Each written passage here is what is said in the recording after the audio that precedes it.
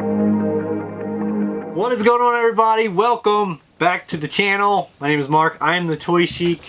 And if you're new, checking us out, thank you for stopping in. We do all kinds of toy, well hell, we do all kinds of pop culture awesomeness on this channel. And today I just was going through my closet and I came across this magnificent little gem that I haven't seen for so many years. And I thought it would be nice to share with you guys. It's coming close to Halloween, my favorite holiday. Love the horror stuff, and this is kind of along those lines. It's a nice little vintage figure line that's often forgot about. Parents complained about back in the day. It was too scary. Oh, gasp. I don't want my kids playing with that shit. It's too scary. Insects, mutated humans, mass hysteria. Yo, this shit is awesome. Do you guys remember Sectaurs from 1985? Sweet time of 1985. This line actually came out in. We're going to show you the cartoon. So as we can see from this intro that's playing right here, the sound's off, so I will sum it up real quick what's going on, because it's a tale of human genocide. It's super dark. There's a world somewhat like ours with humans on there, and a genetic experiment gone awry mutates all the living life forms on the planet into insectoid type creatures, where they have to split off into different societies to survive, while the insects that were already on there grow to like kaiju type proportions. And so we have Prince Dargon. He's the main hero of the show, who rules, I guess, in a way. He's kind of the prince, so he doesn't rule over exactly, but his people of the Shining Realm. Going up against the forces of the Dark Domain, the villainous General Spydrax and his evil spider flyer. This thing is awesome. This is my piece that I did have as a kid. Not my exact one. Like, I had this as a kid, but I didn't have this one. I bought this one. And it's really, really big. Hard to get into the view, and with the awesome cellophane plastic on there, which often yellows and gets messed up just by looking at it wrong. So you have to definitely be careful. I love this one. You have the spider in there is a little hand puppet. You put your little hand in there and you can fly him around and whatnot. He was always my favorite, obviously, since I had him as a kid. But so this is the villain, master of weaponry.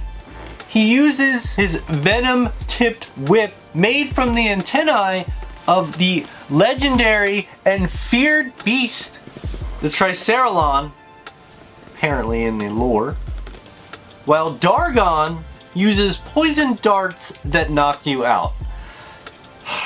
This is why the heroes lose all the time. Like, he's going to kill. So he's the general under Queen Empress that he takes orders from. There's also another character that I always really wanted right here. His name is Skulk. He's like the tarantula guy. He's kind of like the henchman one. And I love tarantulas. I love that one. So he rides like a giant tarantula. I actually have a tarantula. It's like right diagonal where we're like filming.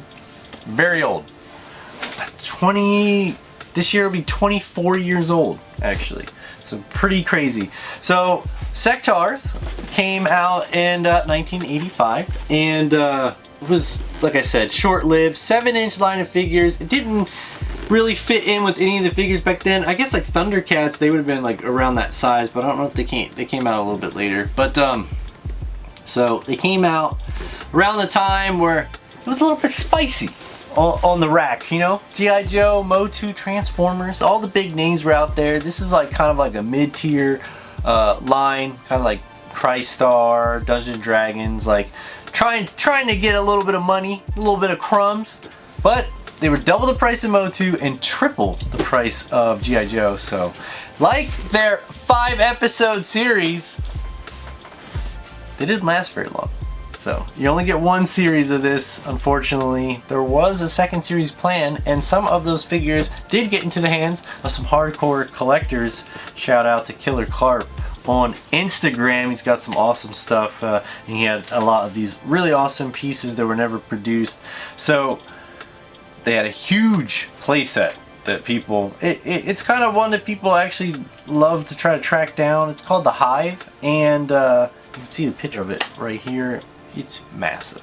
It is only the front piece, but it is fragile. It has a bunch of pieces that are always broken, so it is pretty pricey to get that one.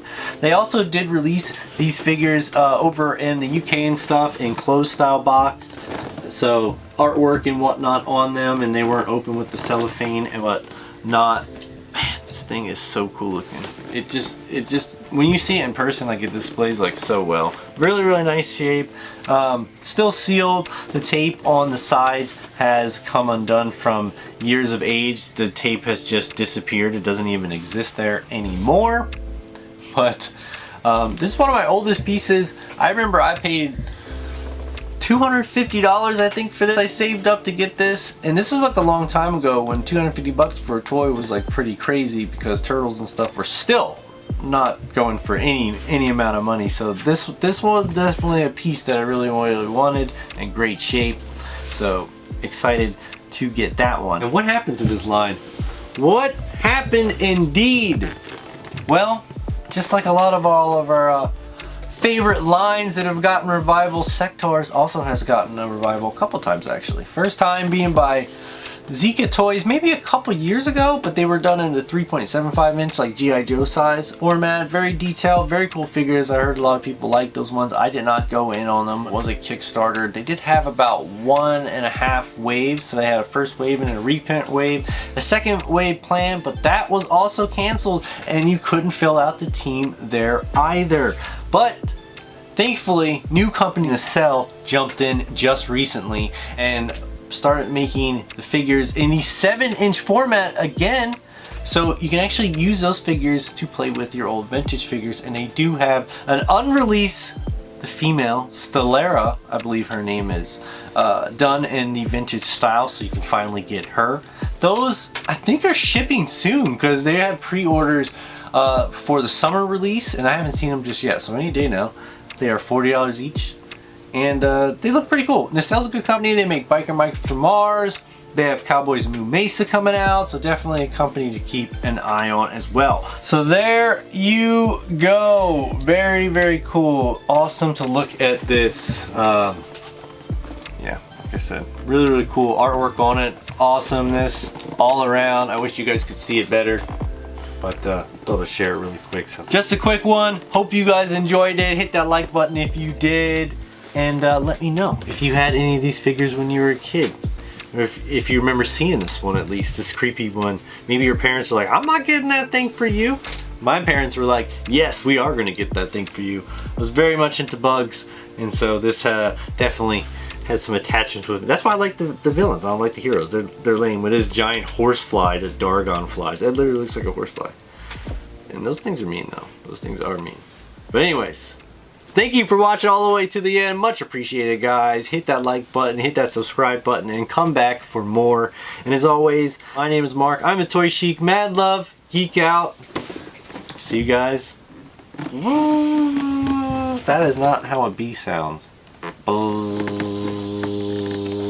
See you guys soon.